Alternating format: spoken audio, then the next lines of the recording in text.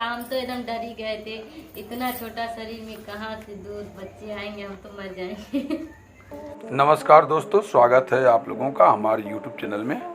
दोस्तों, हम बात कर रहे हैं रजनी कौशल जी के बारे में, जो आजकल सुर्खियों में चल रहे हैं। सुनने में आया है कि रजनी जी को जुड़वा बच्चा पैदा होने वाला है। तो दोस्तों, आजकल कौशल जी ने अल्ट्रासाउंड करवाया है, तो जुड़वा बच्चे होने का आसार दिख रहा है। कौशल जी ने रिपोर्ट में दिखा रहे हैं कि रजनी जी के जुड़वा बच्चे होने वाले हैं। वैसे तो ये बहुत खुशी की बात है। मैं उन लोगों को बता देना चाहूँगा जो ये लोग कहते थे कि रजनी जी कभी माँ नहीं बन पाएगी। तो देखो भाई लोग, भगवान के आगे आप लोगों का एक भी नहीं चलने वाला है। तो दोस्तों, आज खुशी की बात है, भगवान ने रजनी कौशल जी की बात सुन ली है। दोस्तों, वीडियो कैसी लगी कमेंट करके ज़रूर बताएं और चैनल को सब्सक्राइब जरूर करें। धन्यवाद।